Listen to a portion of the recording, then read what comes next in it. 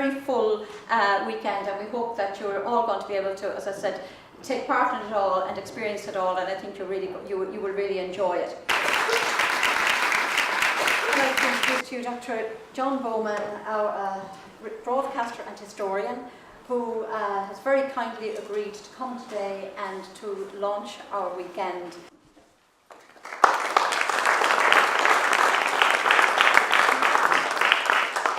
Thank you very much. Anyway, a great pleasure to have been invited to launch today. And it made me think about how well we've really done on 2016 on the centenary, and the range of opinion and the range of events that have been brought forward during this centenary year. Because I can remember 1966 as the 50th anniversary, and I was writing a book recently, that's 3 or 4 years ago now, on the history. And to my great surprise, the RTE authority in the minutes coming up to the 1966 said that the coverage should be celebratory rather than analytical, and that it should be, an emphasis should be on the nationalist storyline rather than the socialist, that it should be Pearse rather, they didn't say Pearse rather than Connolly, but that was the idea. But I think our history is complex, and we're extraordinarily lucky that our history is complex, because if you're living in a country where the history is simple, then you're living in North Korea, and that's not the right place to be studying history. So that's just one point I wanted to make. The other point is about, I suppose, about this building, and I wasn't really that aware of how important De Valera's imprisonment in this building for the first 48 hours after the surrender. It was actually the first 72 hours in one way, because Pearse's instruction to surrender was 24 hours late reaching Boland's Mill. But his hours mattered in the particular period of Easter week itself. They mattered a lot, as is shown in the De Valera case. So De Valera, first of all, he was 24 hours later than the others when he got the instruction to surrender. And then he spent 2 days in this building before he was taken to Richmond Barracks. And it probably changed the whole course of Irish history, this building, because if you accept that De Valera's impact on Irish history since 1916 was what it was, and it was extraordinary, then to think of Ireland without De Valera and without his extraordinary impact, pluses and minuses, influence on others, influence on the sort of people with whom he worked, it's very difficult to imagine that the whole history of Ireland would not have been different had he been executed in 1916. And the most probable, and it's only a probability, but I think it is a probability, and this was new to me, and therefore I thank you very much for inviting me to give this talk, or to say a few words at this opening. What was new to me was the role which that delay in being in this building may well have had on whether or not he was executed. That's probably what saved De Valera, is that he was being considered, his execution was being considered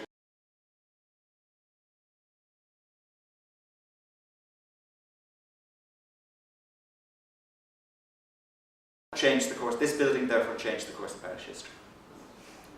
You know, I declare the exhibition open. Well, we've tried to involve a number of our colleges and centres in this, because there's been a lot of activity during 1916, even in the colleges and centres. So we have music from the period, which has been performed by the staff and students from Kylemore College, and that's going on all over the weekend, and it's lovely singing and music performance.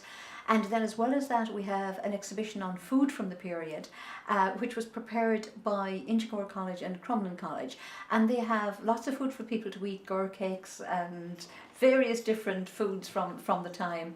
And they also have prepared what a prisoner would have as their daily ration. So that exhibition is on. Then we also have an exhibition on Eamon de Valera, which was lent to us by his nephew Eamon O'Queeve. Eamon de Valera was incarcerated here in the building after his arrest, and he credited that with that he credited the fact that he wasn't executed with the fact that he had he'd been held prisoner here, and by the time he was brought to Kilmainham, the executions, I think, were easing off. We also have an exhibition in Ballsbridge College of Further Education. That is in conjunction with the local historical society, and they are also leading walks from here and from Ballsbridge College.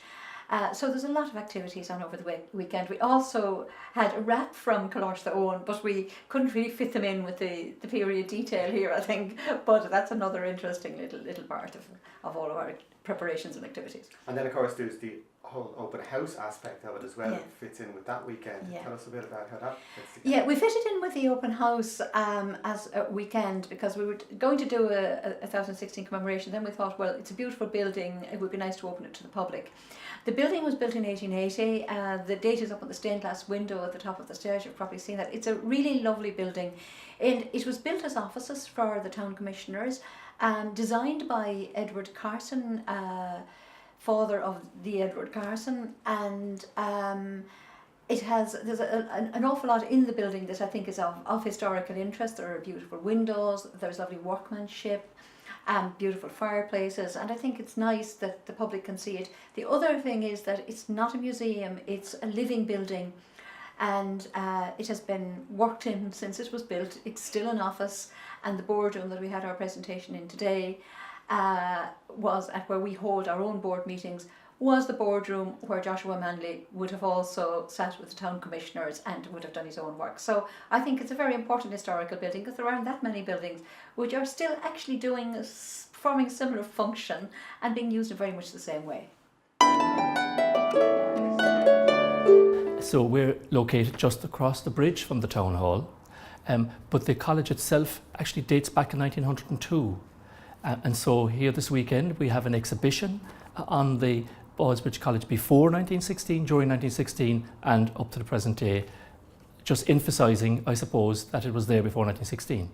John Holohan, the local history society, who are so central to this weekend really as well, because it's all done in collaboration with the local history society, and we're very proud of the fact that they held their first lectures here at their foundation 10 years ago in Ballsbridge College, and the local history society has gone from strength to strength since then. So John Holohan and the local history society have organised an exhibition of rarely seen photos and images of Ballsbridge from around the year 1916 here in the college. Well,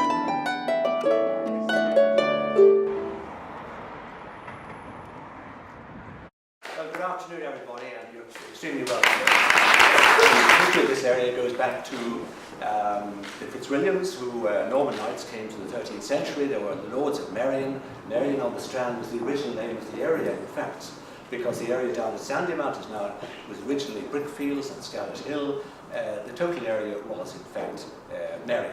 However, over the time, a man called Nicholas Ball had a farm on what's now Herbert Park, and he was the first person, reputedly, in 1588, to put a stone bridge across the Dodder. Before that, you crossed by a ford. Later on, then, the area began to be called Ballsbridge, but its boundaries are not really discernible because a lot of people think they live in Ballsbridge, but not always, because the original boundaries and area were defined in ecclesiastical and in civil terms as Donnybrook Parish, which extended right around Ringsend and out to Booterstown, and the township of Pembroke, because the Pembrokes became the successors to the Fitzwilliams through marriage. Of course, in the 18th century, the main thing was to marry a good heiress. Coming up to date, just 10 years ago, our Ballsbridge Donnybrook Sandymount Historical Society was formed here in the local library next door, and we have been very lucky over the years in having a very good following, and there are lots of events and lectures that we have, and if you would consider joining, do by all means call into Pembroke Library and talk to Liz or Angela there. However, it's not my function to continue talking, but just to give you an insight into the history. So the history includes an awful lot of buildings, including this building here. The oldest house is the one opposite the RDS, the red house beside the public house, the Horseshoe House. that house dates back to about 1750 or 60, and that's the oldest existing house in the area. Apart from that, the bridge was built in 1791, and as it says, it was widened in 1904. So if you come to our exhibition over in the college, which I would advise you to do, there are lots and lots of photographs and images there. There is a photograph of the whole bridge and area here, which shows about 1905 or 6, just after the bridge was widened. So one's able to look at it and see the trams and the cars passing by, and you know that the bridge was widened in 1904. It shows the line that it has today, so therefore that picture has to be just after 1904. Thank you very much.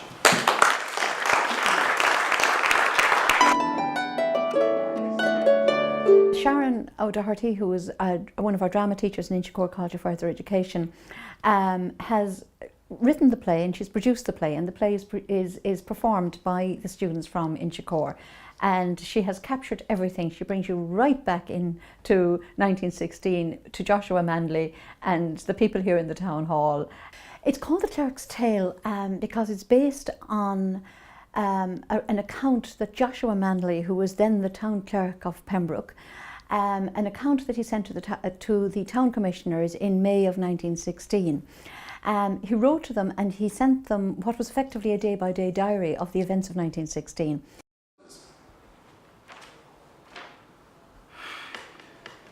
Well, I was asked if we could do a presentation on the eyewitness diary of Joshua Manley, who was the town clerk here in this building during the 1916 Rising. And what he did was he notated everything that had happened to him and got it put into the minutes of the Dublin City Council. So I offered to write and direct it. I thought it would be a great opportunity, to do something different for the Rising, dealing with a very human story. And so that's what we did. And I chose our second chairs because they were the most free at the moment. We're doing other shows at the moment. And so I wrote it for them, specifically for them. Just writing these little scenes coming from the diary. And it worked out really well because I was able to bring in other stories and tie them into Joshua's story, which I believe, I would conjecture did happen. All factually correct now, may I say. And I think one other thing too is the proclamation of a martial law. And I suddenly went, I don't know what was in martial law. I don't know what the restrictions were that he was trying to deal with, getting passes, and how did he manage that? So I have a scene where the General McConchie is arriving with the Sherwood Foresters in Kingston, and he reads that to the audience as if they're the soldiers, because I reckon the soldiers didn't understand what it was either, Well, I think for young actors, but also young Irish people, to have an opportunity to explore sort of this episode of 1916 and then actually come and perform it on site, it's an unusual and wonderful thing to do. And for them, it really brought history alive for them, though we were rehearsing in our college in Inchicore, and to come over here and then rehearse here and then to actually be in the room where Manley walked, see the offices where they all worked, see where De Valera was held. They took ownership of it completely. I avoided the troubled areas. There are troops stopping people, though I was questioning them. Miss Doyle, your presence is most welcome and your efforts much appreciated. So Richard, first, tell me a little bit about the drama and about how your grandaunt Maggie was portrayed in the drama and what you learned from it. Well, I thought it was very inclusive and very informative. It more or less ties up with a lot of the information that I've been able to gather, and most of the information I've gathered is anecdotal, unfortunately. I have great difficulty in proving the information I'd like to prove. Maggie was shot from the back window of 103 Haddington Road, and I believe it was the bedroom window. There was a spray of 10 bullets went through the window, and one of them killed her.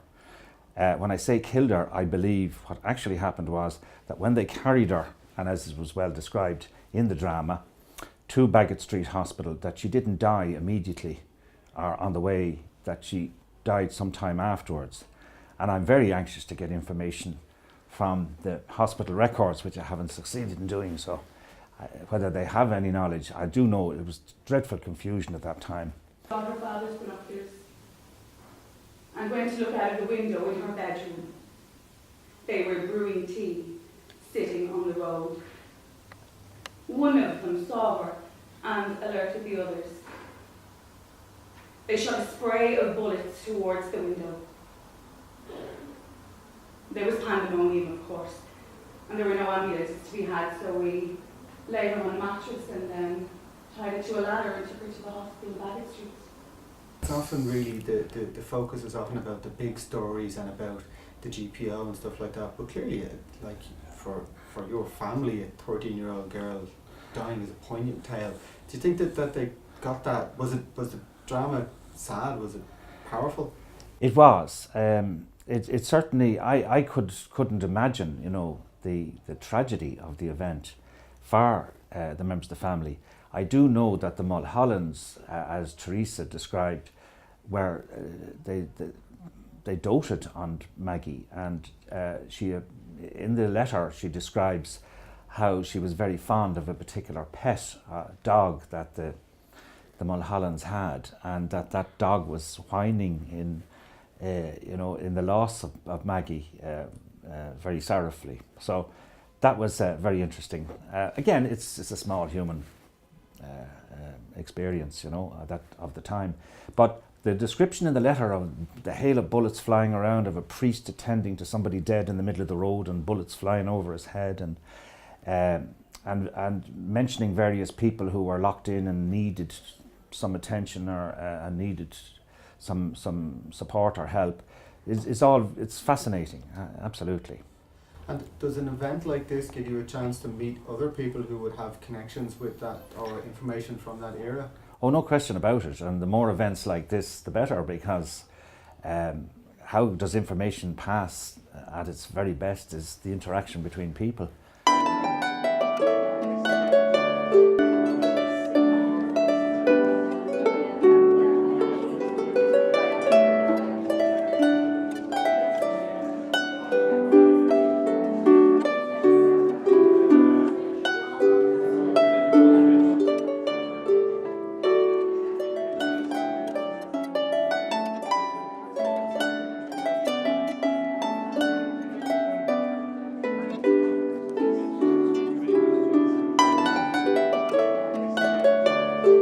Well, Elizabeth O'Farrell came to him first of all and told him that they were to surrender.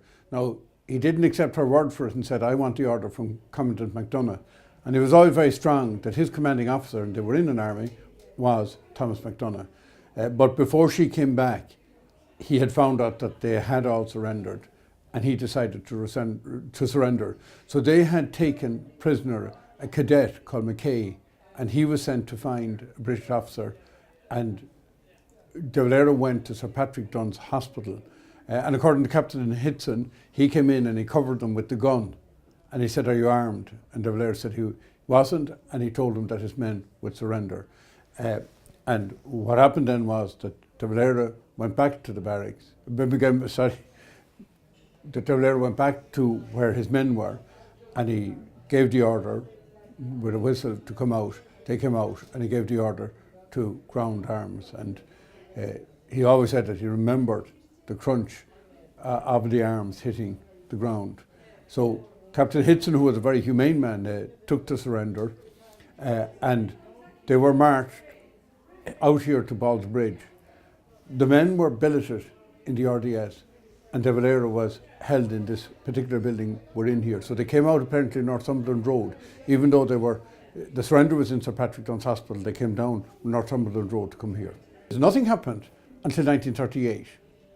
And in 1938, of course, it was all over the British papers that there was an agreement being arrived at between the British government and the Irish government, ending the economic war, giving back the ports and so on. So in a very, very generous spirit, Captain Hitson, who was retired at this stage, wrote a letter to Neville Chamberlain, the Prime Minister, and offered to return the binoculars. And all the correspondence exists, and to make a long story short, at the final signing of the Anglo-Irish Agreement, Chamberlain produces the binoculars and gives them back to De Valera, and there's a letter in De Valera's own hand written that evening to Captain Hitson saying that he was very, very pleased to get the binoculars back, and saying that he was glad that he had come through the Great War, as he called it, safely. When I was at lunch, and after the lunch at the House of Keys, I went into this room and all of these scrapbooks were on the table before me. They belong to a lady called Anne Hersey, who is the grandniece of Captain Hitson. Now, Hitson and his wife had only one daughter, Vivian, who actually worked in the British Embassy in Dublin in the 60s. But she didn't get married and had no children, and this grandniece inherited this collection. Phil Gaunt, one of the officials working with him, who had worked in Dublin for many years, knew who I was, knew Mrs. Hersey very well, knew that she had the treasure trove, and he was the agent to bring us together. And very kindly, last autumn, she emailed me and said, would you like a loan of all of this material? But apparently, Captain Hitson had a huge admiration for my grandfather, and that's expressed very, very clearly in his letters, and, you know, had no ill feeling. And he says that in his description of 1916, that there was no bitterness between either side. One final issue that, in my view, he came here for 66, and he was at the commemoration in Boland's Mills of the 50th anniversary with my grandfather, and some great photographs of that. But more importantly, at the invitation of the 3rd Battalion, and all the letters are here, he came over in 1948 for the annual dinner of the 3rd Battalion, Old IRA. And the letters are quite interesting. They ask him to come over. They know about the binoculars. He says, I'd love to come over. Then they ask him to be the guest speaker on the night. And he writes back and he says, no, he said, you have all your fiery speeches, he said, because I'm a modest man and I'm not a public speaker. And you have all your fiery speeches and I'll come in afterwards. And then he mentions that his daughter and his wife are going to come over and do a bit of shopping. And promptly they write back and say, you're the guest speaker, we want you to be our guest speaker on the night, you're our special honoured guest, and there's a ticket for your wife and your daughter as well. And you could see, and they talk about the word reconciliation and so on. So you see a rapport even at that stage, built up not only between De Valera and Hitson, but between the men of the 3rd Battalion, and over the years there were Christmas cards exchanged and good wishes and so on. So it's an extraordinary connection,